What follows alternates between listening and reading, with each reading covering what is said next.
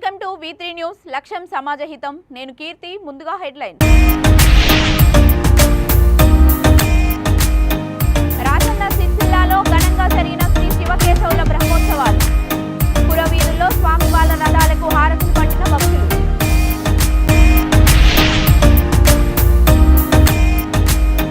ఎన్నికల ప్రచారంలో దూసుకుపోతున్న ముస్తాబాద్ బీఆర్ఎస్ మండల అధ్యక్షులు గోంపెల్లి సురేందర్ రావు ఓటర్ల స్పందనతో కేసీఆర్ కు హ్యాట్రిక్ ఖాయమని ధీమా వ్యక్తం జనగామ జిల్లాలో స్టేషన్ గన్పూర్ నియోజకవర్గం కాంగ్రెస్ పార్టీ అభ్యర్థి సింగపురం ఇందిరా ఎన్నికల ప్రచారం ఇందిరమ్మ దేశానికి చేసిన సేవ మరవలేనిది ఆ స్ఫూర్తితోనే పోటీకి సిద్ధపడ్డానన్న అభ్యర్థి ఆంధ్రప్రదేశ్ జమ్మలమడుగులో చంద్రబాబు అరెస్టును ఖండిస్తూ తెలుగు తమ్ముళ్ల నిరసనలు నిజం గెలవాలి కళ్ళు తెరిపిద్దామనే నినాదంతో కార్యక్రమం నిర్వహించిన భూపేశ్ రెడ్డి ఇక డీటెయిల్స్ లోకి వెళ్తే రాజన్న సిరిసిల్ల జిల్లా ముస్తాబాద్ పట్టణ కేంద్రంలోని శ్రీ శివకేశవుల బ్రహ్మోత్సవ వేడుకలు 5 రోజుల పాటు ఘనంగా జరిగాయి. గడిచిన ఆదివారం సాయంత్రం సమయంలో భక్తజన సందోహం మధ్య స్వామివార్ల శోభాయాత్ర కన్నుల పండుగగా జరిగింది. ఆలయ ప్రధాన రథంపై శ్రీ లక్ష్మీ వెంకటేశ్వర స్వామి ఆసీనులు కాగా మరో రథంపై శ్రీ ఉమామహేశ్వర స్వామి కొలువుదీరి భక్తులకు దర్శనమిచ్చారు. ఆలయ కమిటీ చైర్మన్ ఎలుసాని దేవయ్య ఆధ్వర్యంలో సాయంత్రం 7 గంటలకు స్వామివార్ల శోభయాత్ర ప్రారంభం కాగా విద్యుత్ దీపాల వెలుగులో ఒగ్గు కళాకారుల నృత్యాల మధ్య స్వామివార్ల రథయాత్ర అంగరంగ వైభవంగా సాగింది. పురవీధుల్లో విచ్చేసిన స్వామివార్లకు మహిళలు మంగళహారతులతో స్వాగతం పలికారు. ఈ ఊరేగింపులో మహిళలు బతుకమ్మ దాండియా ఆటలు ఆడుతూ భక్తులను ఆకట్టుకున్నారు. పురవీధులు భక్తుల గోవింద నామస్మరణలతో మార్మోగిపోయింది. ఎలాంటి అవాంఛనీయ సంఘటనలు జరగకుండా ఎస్ఐ శేఖర్ రెడ్డి భారీ బందోబస్తు ఏర్పాటు చేసి పర్యవేక్షించారు.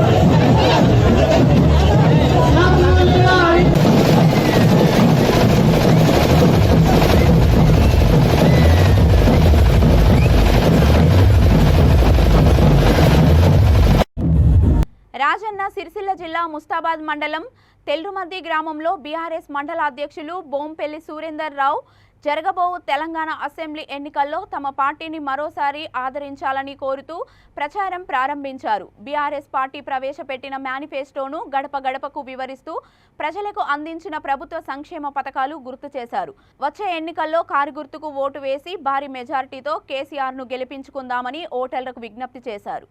ఈ సందర్భంగా వారు మాట్లాడుతూ ప్రతి ఎన్నికల్లో తెల్రుమద్ది నుంచి ప్రచారం ప్రారంభించడం ఆనవాయితీగా వస్తుందని, దానిని కొనసాగించేందుకు మొట్టమొదటి ప్రచారం ఇక్కడ ప్రారంభించామన్నారు.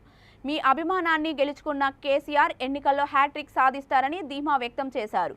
అలాగే ఈ ప్రచారంలో ఎంపీపీ జనగామ శరత్రావు, జెడ్పీటీసీ గుండం నర్సయ్య, రైతు బంధు మండల అధ్యక్షులు కల్వకుంట్ల గోపాలరావు, సెస్ డైరెక్టర్ సందుపట్ల అంజిరెడ్డి, వ్యవసాయ market committee chairman Akkaraju Srinivas, సర్పంచులు పోరం మండల కన్వీనర్ కలకొండ కిషన్ రావు, మాజీ జెడ్పీ కో ఆప్షన్ సభ్యుడు సర్వర్ పాషా, మాజీ సెస్ డైరెక్టర్లు Enugu Vijaya Ramarao, Kommu Balaiah, study circle direction Jella Venkataswamy, నాయకులు నాగుల శ్రీనివాస్ గౌడ్, ఈసరి కృష్ణ, పరకాల బాల్చంద్రం గౌడ్, కట్ట బాపురావు, పుట్ట అశోక్, గడ్డమీది రామచంద్రం గౌడ్, ఎల్లం తదితరులు పాల్గొన్నారు.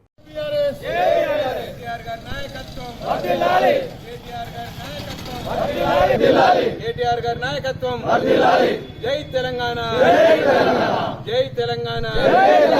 కేటీఆర్ గారి నాయకత్వం, కేటీఆర్ గారి నాయకత్వం, కేసీఆర్ గారి నాయకత్వం. ప్రచారం అయిపోయినాక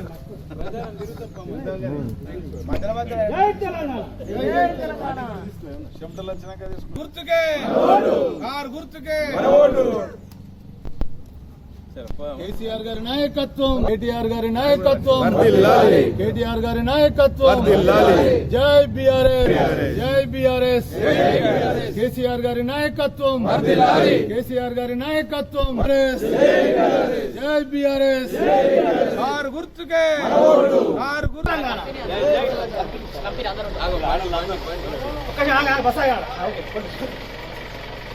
కారు గుర్తుకే కారు గుర్తుకే. ఎవరు వస్తారు, ఏమేమో చెప్తారు. కేసీఆర్ కేటీఆర్ మనకు ఎన్నో పనులు చేసిండు. పింఛని, కళ్యాణ లక్ష్మి, రైతు బంధు, రైతు బీమా. నేను మీ 10 మందితో ఒక్కసారి కారు గుర్తుకు మనం ఓటు కారు గుర్తాను అని మీరు అన్నారు.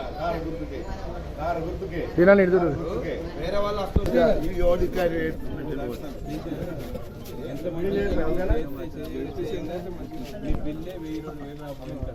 ఇప్పుడు తెలిసిందంటే తెలిసిందా 3000 నుంచి 5000 చెప్తున్నా తెలిసిందా?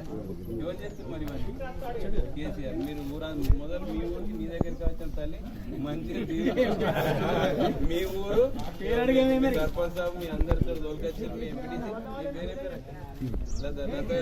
ప్రకారం తెర్లుమద్ది నుంచి ప్రచారం ప్రారంభం చేసి ఎప్పుడు అత్యధిక మెజారిటీతోని విజయదుందుబి మోగిస్తున్నాం.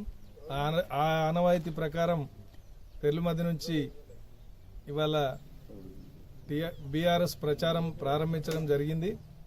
ఇక్కడ ప్రతి ఇంటికి వెళ్ళి ప్రచారం చేస్తున్న సందర్భం లోపల ప్రజలు, ఓటర్లు, మహిళలు, వృద్ధులు అసలు మాకు మీరు చెప్పాల్సిన అవసరమే లేదు, మేమే 10 మందికి చెప్పి మరి కేసీఆర్కు ఓటేపిస్తాము. కేసీఆర్ మాకు కన్న కొడుకులాగా లేకపోతే మేనమామలాగా అన్ని పథకాలు పెట్టి మాకు సహాయం చేసిండు.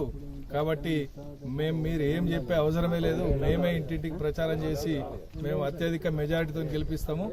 ఈ గ్రామం లోపల 100కి 90% ఓట్లు మేము వేపిస్తామని చెప్పి మరి అన్ని వర్గాల ప్రజలు మమ్మల్ని ఆదరించడం జరిగింది.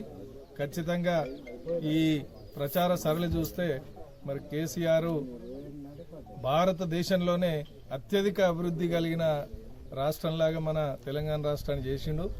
ఉదాహరణకి నేను 37 ఏళ్ల నుంచి ముస్తాబాద్లో ప్రాక్టీస్ చేస్తున్నా. పెద్ద చెరువు అనేది, ముస్తాబాద్ చెరువు అనేది ఒక 3 సార్లు నిండింది. అట్లాంటిది ఇవాళ గోదావరి వాటర్తోని ప్రతి సంవత్సరం నీళ్లు నింపుతున్నాడు. జనగామ జిల్లా స్టేషన్ గన్పూర్ మండలం మీదికొండ గ్రామంలో జరిగిన రచ్చబండ కార్యక్రమంలో స్టేషన్ గన్పూర్ నియోజకవర్గం కాంగ్రెస్ పార్టీ అభ్యర్థి సింగపురం ఇందిరా మాట్లాడుతూ మా నాన్న ఇందిరాగాంధీ దేశానికి చేసిన సేవను ఎప్పుడు తనకు వివరిస్తూ ఉండేవాడని ఆ అభిమానంతోనే మా నాన్న కోరిక మేరకు కాంగ్రెస్ పార్టీ తరపున స్టేషన్ గన్పూర్ నుండి పోటీకి సిద్ధపడ్డానన్నారు.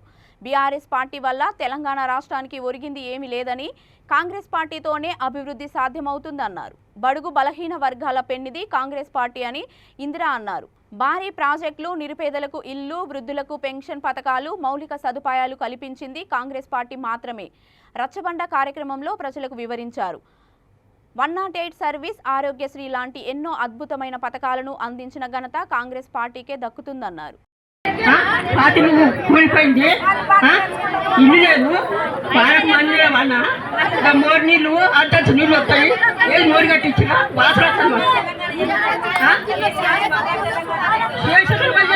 ఇప్పుడు మాకైనా రోడ్డు వాళ్ళ నీళ్ళని మా ఇంట్లోకి వచ్చినాయి. రోడ్డు కూలిపోయింది, ఇల్లు కూలిపోయింది, 30 ఏళ్ళ ఇల్లు కూలిపోయింది. అందులో వాళ్ళ ఇల్లు లేకుంటున్నాం. ఇల్లు కూడా కట్టి ఇయ్యరా? ఎవరెవరు ఈయన చదివిన స్కూల్ కూడా మన కాంగ్రెస్ పార్టీ పెట్టిందే. కేసీఆర్ ఏ స్కూల్ చదివిండు? కాంగ్రెస్ పార్టీ పెట్టిన స్కూళ్ళు. వాళ్ళ టీచర్లందరూ ఎవరికి ఉద్యోగం ఇచ్చారు? కాంగ్రెస్ పార్టీ ఇచ్చిన ఉద్యోగాలలో కొత్త ఉద్యోగం ఒక్కటి కూడా రాలేదు. ఈ రోజు చెప్తున్నా, మీరు ఇప్పుడు కూడా మీరు మేల్కపోతే మరి మళ్ళీ తెలంగాణ ముంచుడు ఖాయం. ఇక ఇక్కడ ఒక క్యాండిడేట్ ఉన్నాడు, కొత్తగా వచ్చిండు, మొన్న ఎమ్మెల్సీ ఉన్నాడు. ఇప్పుడు మళ్ళీ రాజయ్యన్ కాదని ఆయనకి ఇచ్చలేదా టికెట్? కడెంసీఆర్ ఆయన 30 ఏళ్ళ నుంచి రాజకీయం చేస్తున్నాడు. తెలుగుదేశం పార్టీలో ఆయనే, మరి టీఆర్ఎస్ కారు గుర్తులో కూడా ఆయనే. ఎందుకంటే ఎన్నిలో అధికారం ఉంటే అందులో పోతారు వాళ్ళు. ఇళ్ళకే అందులోకి వెళ్ళిపోయాడు. అందులో 15 ఏళ్ళు చేసిండు. ఊరికి ఎన్కౌంటర్ చేయించిండు. చంద్రబాబు చెప్తే ఏంటంటే ఎవడు ఎదురు తిరిగితే వాడిని ఎన్కౌంటర్ చేసి చంపాలి, వాడు నక్సలైట్ అని చెప్పుడు. ఎవడు ఎదురుతున్నా వాడిని నక్సలైట్ అని. ఆయనే హరీష్ రావు, నిన్న ఆయనకు సపోర్ట్ చేసిన హరీష్ రావు వచ్చి అప్పుడు ఏమన్నాడు? మనం చెప్పిన లెక్క కాదు, హరీష్ రావు చెప్పిండు 420 మందిని ఎన్కౌంటర్ చేసిన శ్రీహరి అని చెప్పింది హరీష్ రావు. ఆ హరీష్ రావు ఇప్పుడు వచ్చి ఈయనకు ఓటేయండి అన్నా అని చెప్తున్నాడు.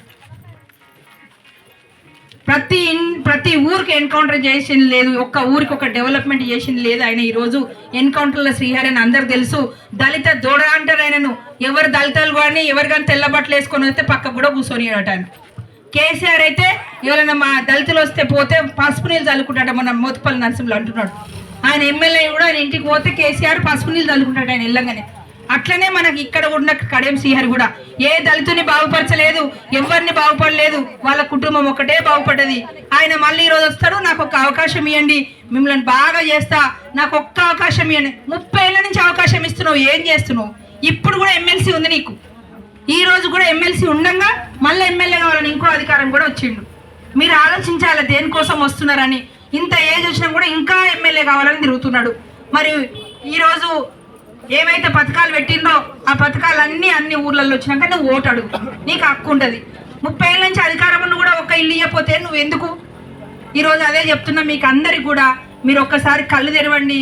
వాళ్ళకి తెలంగాణ భద్రాద్రి కొత్తగూడెం జిల్లాలో దారుణం చోటు చేసుకుంది. అశ్వరావుపేట మండల పరిధిలోని ఊట్లపల్లి ప్రభుత్వ పాఠశాల 4-5 తరగతులు చదువుతున్న విద్యార్థుల పట్ల స్కూల్ టీచర్ అసభ్యంగా ప్రవర్తించాడు. ఉపాధ్యాయుడి అసభ్యంకర ప్రవర్తనపై తల్లిదండ్రులు పాఠశాల వద్ద ఆందోళనకు దిగడంతో పోలీసులు పాఠశాల వద్దకు చేరుకొని జరిగిన సంఘటనపై విచారణ చేపట్టారు. వివరాల్లోకి వెళ్తే ఊట్లపల్లి ప్రభుత్వ పాఠశాల ఉపాధ్యాయుడు స్కూల్లో చదువుతున్న బాలికలను విస్తృత చేష్టలతో ఇబ్బంది పెడుతున్నారని, అమానుషంగా ప్రవర్తిస్తున్న టీచర్పై చర్యలు తీసుకోవాలని సోమవారం ఉదయం స్కూల్ ప్రారంభం కాగానే విద్యార్థుల తల్లిదండ్రులు ఆందోళనకు దిగారు. ఆ టీచర్ పాఠశాల విధులకు హాజరు కాకపోవడంతో పోలీసులకు ఫోన్ చేస్తే విషయం తెలిపారు. పోలీసులు పాఠశాలకు చేరుకొని కేసు నమోదు చేసుకొని దర్యాప్తు చేపట్టారు.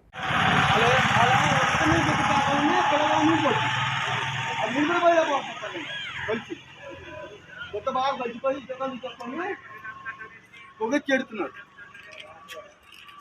మొత్తం పడిపోతా కదా వాడికి అన్నైపోయి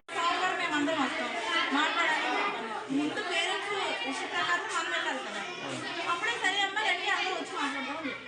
వచ్చింది అది ఏం జరిగిందో చెప్పారండి మీకు ఏమన్నా పిల్లల పేరెంట్స్ మీకు విషయం ఏమని చెప్పారు మేడం? చెప్పలేదు. ఏదో మాస్టర్ కొంచెం అసెంబ్లీ అంతే ఆ వచ్చి వచ్చింది. ఏదో ఎప్పుడు మొన్న నైట్ శనివారం నైట్ ఆదివారం సెలవు స్కూల్ ఉండదు. సోమవారం మేమందరం వస్తాం 2 రోజులు వచ్చిన కూడా అదే మీకు నైట్ తెలిసిందా మేడం?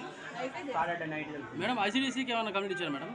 ఎవరికి కంప్లైంట్ చేయడానికి ముందు అసలు కరెక్ట్గా తెలుసుకోవాలి కదా. తెలుసుకోకుండా ఎవరి మీద కంప్లైంట్ ఇస్తారు? ఫస్ట్ విషయం తెలపాలి కదా మేడం. షాక్ వచ్చి తెలియడానికి నేను వచ్చి ఇక్కడ పేరెంట్స్ని పిల్లల్ని అడగాలి. అడగకుండా నువ్వు ఎవరి మీద కంప్లైంట్ ఎలా ఇస్తావు? నేను తెలుసుకున్న తర్వాత కంప్లైంట్ ఇద్దాము. హెచ్ఎం గారు వాళ్ళతో మాట్లాడితే హెచ్ఎం గారు లేరు ఇక్కడ.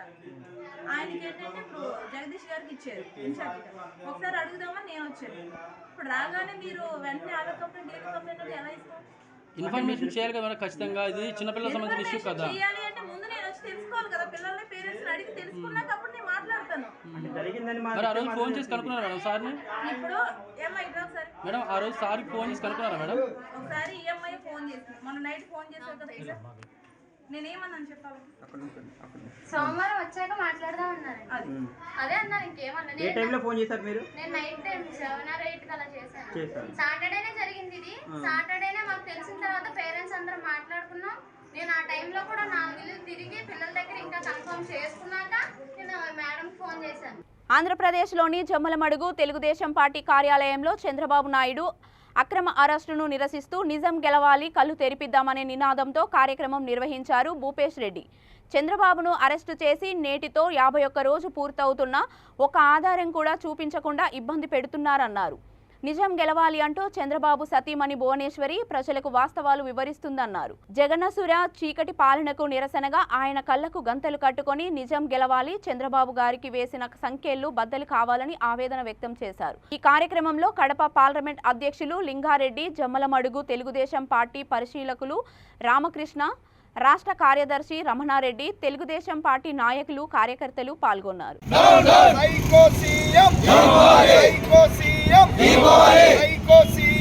ఆంధ్రప్రదేశ్ తిరుపతి జిల్లా పరిధిలో ఎస్ఆర్ కన్వెన్షన్ నందు రాష్ట్ర స్థాయి ఖాదీ ఉత్సవం 2023 ఘనంగా ప్రారంభమైంది. చేనేత ఉత్పత్తులకు మెరుగైన మార్కెటింగ్ సదుపాయాల కల్పనకు కేంద్ర ప్రభుత్వ సహకారంతో ఆంధ్రప్రదేశ్ ఖాదీ మరియు గ్రామీణ పరిశ్రమల మండలి, మంగళగిరి, అలాగే ఖాదీ విలేజ్ ఇండస్ట్రీస్ కమిషన్ వార్డుల ఆధ్వర్యంలో రాష్ట్ర స్థాయి ఖాదీ ఉత్సవం 2023ను అక్టోబర్ 30 నుండి వచ్చే నెల నవంబర్ 8వ తేదీ వరకు నిర్వహించనున్నట్లు తెలిపారు. జిల్లా collector, mayor, deputy mayor Mudra Narayana, ఇంకా తిరుపతి నగరపాలక 17వ వార్డు కార్పొరేటర్ మెంబర్ శ్రీమతి తాళ్ళూరి రత్నకుమారి, ఖాదీ బోర్డు ఈఈఓ విజయ రాఘవ నాయక్ తదితరులు కలిసి జ్యోతి ప్రజ్వలన చేసి ఈ కార్యక్రమాన్ని ఘనంగా ప్రారంభించారు. Khadi for nation, khadi for fashion అనే స్లోగాన్తో ఈ కార్యక్రమం నిర్వహింపబడుతోంది.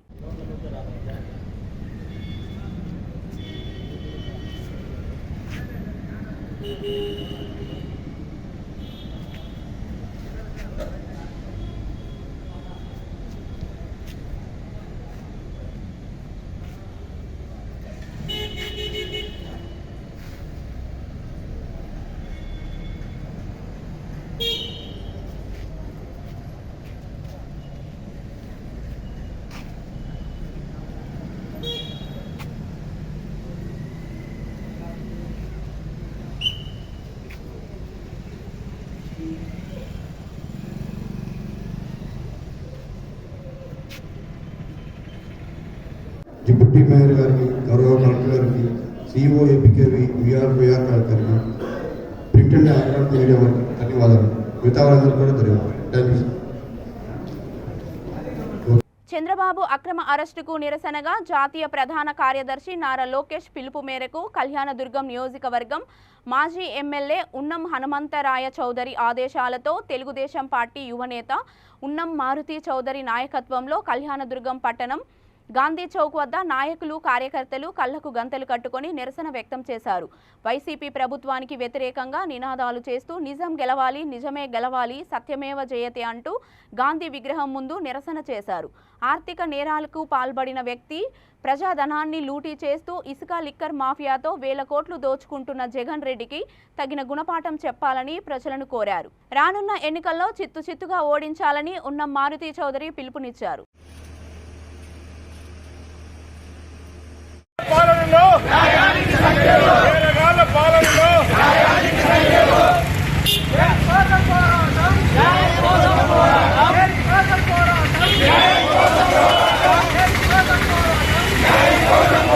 అక్రమంగా అరెస్టు చేసిన చంద్రబాబు గారిని వెంటనే అక్రమంగా అరెస్టు చేసిన చంద్రబాబు గారిని వెంటనే అక్రమంగా అరెస్టు చేసిన చంద్రబాబు గారిని వెంటనే సీఎం సీఎం సీఎం సీఎం ఇదేమి రాజ్యం ఇదేమి రాజ్యం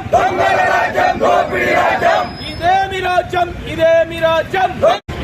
నిజం గెలవాలని మా పార్టీ జాతీయ కార్యదర్శి నారా లోకేష్ గారి పిలుపు మేరకు గంటలు కట్టుకుని న్యాయానికి సంఖ్యలు పెంచుకుని బద్దలై చంద్రబాబు నాయుడు గారు బయటికి రావాలని కళ్యాణదుర్గం నియోజకవర్గంలో స్థానికులందరూ కలిసి తెలుగుదేశం పార్టీ నాయకులందరూ వాళ్ళ ఇళ్ల ముందర ప్రతి ఒక్కరూ నిరసన వ్యక్తం చేశారు. ఇదంతా చూసి ఆ జగన్నాసురునికి కనువిప్పు కలుగుతుందేమో ఓ చిన్న ఆశతో ఈ రకంగా చేస్తున్నాము. ఆంధ్రప్రదేశ్ గుంతకల్ నియోజకవర్గం పామిడి పట్టణానికి చెందిన తెలుగుదేశం పార్టీ రైతు విభాగం జిల్లా అధ్యక్షులు ఎంహెచ్ లక్ష్మీనారాయణ రెడ్డి తన నివాసంలో విలేకరుల సమావేశం ఏర్పాటు చేశారు. ఈ సందర్భంగా మాట్లాడుతూ జగన్ రెడ్డి పాలనలో ప్రభుత్వ వ్యవస్థ నిర్వీర్యం అయిపోయిందని, దేశాన్ని భ్రష్టు పట్టించిన బ్రిటిష్ వారి కంటే ఎక్కువగా జగన్ రెడ్డి ఆంధ్ర రాష్ట్రాన్ని సర్వనాశనం చేశారన్నారు. రిజిస్టర్ కార్యాలయంలో చేయాల్సిన రిజిస్టర్లను సచివాలయంలో చేయడం ఏంటని ప్రశ్నించారు. సచివాలయంలో రిజిస్టర్ చేస్తే ప్రజల ఆస్తికి భద్రత ఉండదన్నారు. రాష్ట్రంలో ప్రభుత్వ భూములను వైసీపీ నాయకులు కాజేసే కుట్రలో భాగమే సచివాలయాలకు ఈ పనులు అప్పజెప్పారన్నారు. Telugu Desam party Pamidi town convener Jinkala Ramakrishna మాట్లాడుతూ రాష్ట్రంలో ఉన్న భూములకు రక్షణ కరువైందని, సచివాలయాల్లో భూముల రిజిస్ట్రేషన్ చేయడాన్ని తెలుగుదేశం పార్టీ తరపున తీవ్రంగా వ్యతిరేకిస్తున్నామన్నారు. ఆంధ్రప్రదేశ్లో వైఎస్ఆర్ పార్టీ ప్రభుత్వం చేపట్టిన తర్వాత ప్రభుత్వ రంగ వ్యవస్థలన్నీ కూడా నిర్వీర్యం చేసే దిశగా ఈరోజు జగన్మోహన్ రెడ్డి గారు ముఖ్యమంత్రి నిర్ణయాలు తీసుకోవడం జరిగింది.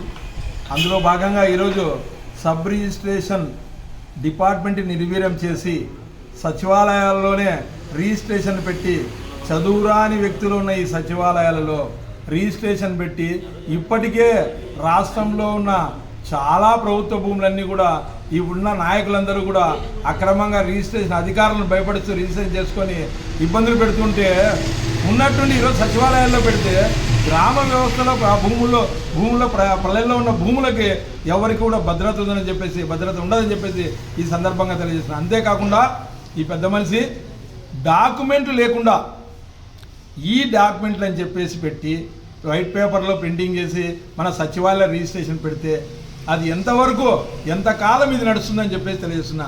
ఈ చదువురాని ముఖ్యమంత్రికి ఇంత తెలివి ఉంటే భారతదేశంలో 35 రాష్ట్రాల్లో ఉన్న చదువుకున్న ముఖ్యమంత్రులకి ఎంత తెలివి ఉంటుంది? వాళ్ళు ఎందుకు రిజిస్ట్రేషన్ డిపార్ట్మెంట్ని తొలగించుకోకుండా సచివాలయాలు లాంటి ఇలాంటి చిన్న స్థాయి సంస్థలకు ఇవ్వకున్నారు? సచివాలయాలు అంటే అట్లీస్ట్ గ్రూప్ 4కి బిలో ఉన్న జాబులున్న ఉద్యోగస్తులు ఈరోజు వాళ్ళు రిజిస్ట్రేషన్ చేపడుతున్నారంటే ఆ యొక్క కోట్ల లక్షల భూములకి ఎవరు బాధ్యత వహిస్తారని చెప్పేసి ఈ సందర్భంగా నేను జగన్మోహన్ రెడ్డి గారిని ప్రశ్నిస్తున్నా. దయచేసి ప్రభుత్వ అధికారులు ఉన్నది మీరు 3 నెలలే, దయచేసి ఇలాంటి తిక్క పనులు చేసి ప్రజల్లే రాలేకుండా మీరు మొగం చూపు లేకుండా చేసుకోవద్దని చెప్పేసి కోరుతున్నాం. జై తెలుగుదేశం. ఆంధ్రప్రదేశ్ శ్రీ సత్యసాయి జిల్లా కోరుట్లలో సీనియర్ జర్నలిస్టు ఈశ్వర్పై మరణాయుధాలతో దాడి చేసి హత్యా ప్రయత్నం చేసిన దుండగులను కఠినంగా శిక్షించాలని కళ్యాణదుర్గం వర్కింగ్ జర్నలిస్టుల యూనియన్ ఆధ్వర్యంలో కళ్యాణదుర్గం ఆర్డీఓకు వినతి పత్రం అందజేశారు. అనంతరం ఆర్డీఓ కార్యాలయం ముందు జర్నలిస్టులు కాసేపు ధర్నా నిర్వహించారు. ఈ సందర్భంగా సీనియర్ జర్నలిస్టులు జిల్లా అధ్యక్షులు లింగప్రసాద్ మాట్లాడుతూ సమాజం కోసం పనిచేస్తున్న జర్నలిస్టులకు రక్షణ కరువైందని, రాష్ట్ర కేంద్ర ప్రభుత్వాలు ఒక రక్షణ చట్టం రూపొందించి జర్నలిస్టులకు బాసటగా ఉండాలన్నారు. సమాజంలో అకృత్యాలు, అరాచకాలు వెతికి తీస్తూ ప్రభుత్వ ప్రజా వ్యతిరేక విధానాలు ఏకరువు పెడుతూ సమాజ శ్రేయస్సు కోసం జర్నలిస్టులు అక్షర సైనికులుగా పనిచేస్తున్నారని, వారికి రక్షణ కల్పించాల్సిన బాధ్యత ప్రభుత్వానిదేనని పేర్కొన్నారు. తీవ్రంగా గాయపడిన జర్నలిస్టు ఈశ్వర్పై దాడి చేసిన నిందితులను కఠినంగా శిక్షించాలని డిమాండ్ చేశారు. ఈ కార్యక్రమంలో జిల్లా ఉపాధ్యక్షులు తిప్పేస్వామి, ఈసీ మెంబర్ మల్లికార్జునతో పాటు కళ్యాణదుర్గం నియోజకవర్గ print and electronic media working జర్నలిస్టులు పాల్గొన్నారు.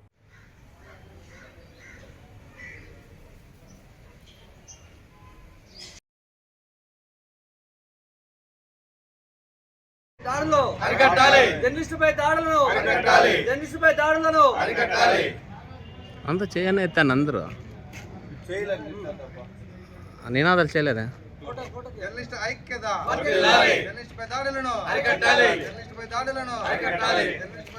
మారణాయుధాలతో దాడి చేసి హత్యా ప్రయత్నం చేశారు. దీన్ని ఏపీడబ్ల్యూజీ తరఫున తీవ్రంగా ఖండిస్తున్నాము.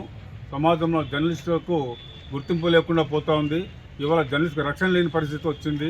యాక్చువల్గా చెప్పాలంటే దేశ సరిహద్దుల్లో మరి సైనికులు దేశ భద్రత కోసం, ప్రజాస్వామ్య పరిరక్షణ కోసం ఎలాగైతే కాపలా కాస్తారో మరి సమాజం లోపల కూడా అరాచక శక్తులు అన్యాయం జరుగుతుంటే వాటిని అరికట్టేదానికి జర్నలిస్టు కూడా అక్షర సైనికులుగా పోరాటం చేస్తూనే ఉన్నారు. మరి ఇంత ప్రాధాన్యత ఉన్నటువంటి జర్నలిస్టుల పైన రక్షించుకోవాల్సినటువంటి రక్షణ చట్టం ఇక్కడ లేకుండా పోయింది. కాబట్టి జర్నలిస్టులు స్వేచ్ఛగా మన వార్తలు రాయడానికి, వారు స్వేచ్ఛగా జీవించడానికి అవసరమైనటువంటి రక్షణ చట్టాన్ని ప్రభుత్వం ఏర్పాటు చేసి రక్షణ కల్పించాలని చెప్పేసి ఈ సందర్భంగా డిమాండ్ చేస్తున్నాం. మరి ఎవరైతే ఈశ్వర్ పైన దాడి చేశారో ఆ నిందితులను కఠినంగా శిక్షించి వాళ్ళకి మాకు న్యాయం చేయాలని చెప్పి కోరుతున్నాం. అలాగే ఈ ఈశ్వర్ పైన దాడికి ఖండిస్తూ ఆర్డీఓకి వినతిపత్రం ఇచ్చి నిందితులను కఠినంగా శిక్షించాలని చెప్పి విజ్ఞప్తి చేయడం జరిగింది.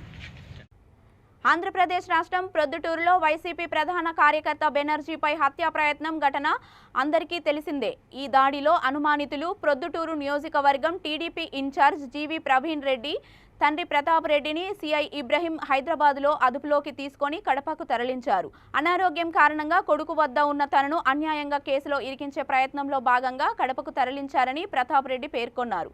తనకు తన కుమారుడికి బెనర్జీపై జరిగిన దాడికి ఎటువంటి సంబంధం లేదన్నారు.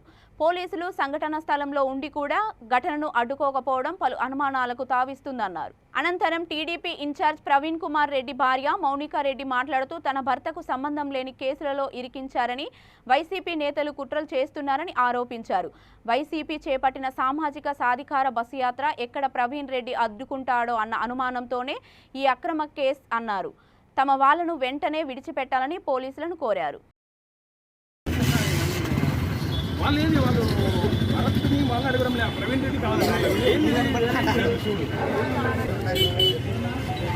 నేను ఇప్పుడు 3 రోజుల క్రితము నా మన హెల్త్ సమస్యల కోసము నేను మన హైదరాబాద్లో నా కొడుకింట్లో ఉంటే ఇప్పుడు తెల్లవారుజామున 2 గంటలకు ఇప్పుడు మన 2 గంటలకు ఇబ్రహీం గారు వచ్చి నన్ను కాదకూడదని బండిలో ఎక్కించుకొని నేను వద్దన్నా కూడా ఆయన ఇప్పుడు వినకుండా నన్ను ఇక్కడికి తెచ్చి జమనగూడలో ఆడ డిఎస్పీ గారు లేదని కడపకు తీసుకొని పోయినాడు.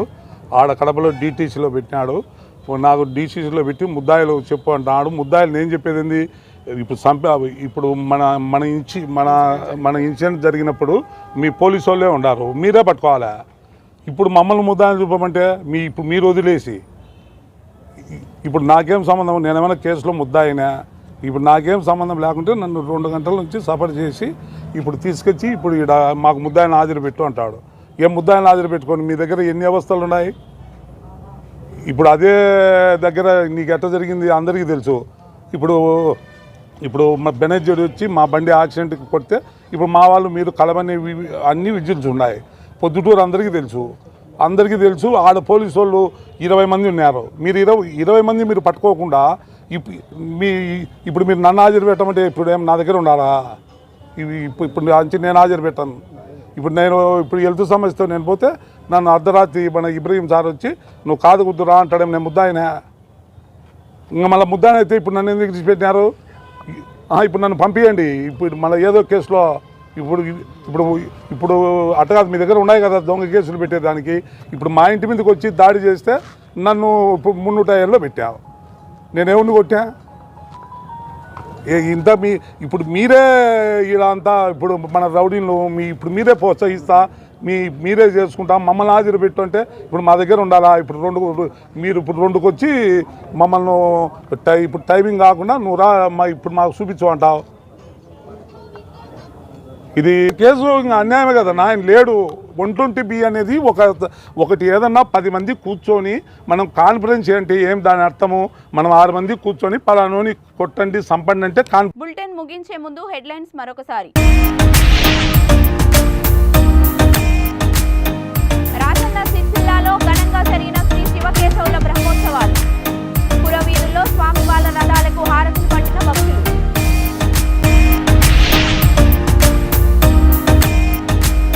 ఎన్నికల ప్రచారంలో దూసుకుపోతున్న ముస్తాబాద్ బీఆర్ఎస్ మండలాధ్యక్షులు బోంపెల్లి సురేందర్ రావు. ఓటర్ల స్పందనతో కేసీఆర్ కు హ్యాట్రిక్ ఖాయమని ధీమా వ్యక్తం. జనగామ జిల్లాలో స్టేషన్ గన్పూర్ నియోజకవర్గం కాంగ్రెస్ పార్టీ అభ్యర్థి సింగపురం ఇంద్ర ఎన్నికల ప్రచారం. ఇంద్రమ్మ దేశానికి చేసిన సేవ మరవలేనిది. ఆ స్ఫూర్తితోనే పోటీకి సిద్ధపడ్డానన్న అభ్యర్థి. ఆంధ్రప్రదేశ్ జమ్మలమడుగులో చంద్రబాబు అరెస్టును ఖండిస్తూ తెలుగు తమ్ముళ్ల నిరసనలు. నిజం గెలవాలి, కళ్ళు తెరిపిద్దామనే నినాదంతో కార్యక్రమం నిర్వహించిన భూపేశ్ రెడ్డి. ఇవి ఇప్పటి వరకున్న బులెటిన్స్. మరిన్ని బులెటిన్స్ కోసం చూస్తూనే ఉండండి V3 న్యూస్. లక్ష్యం సమాజహితం.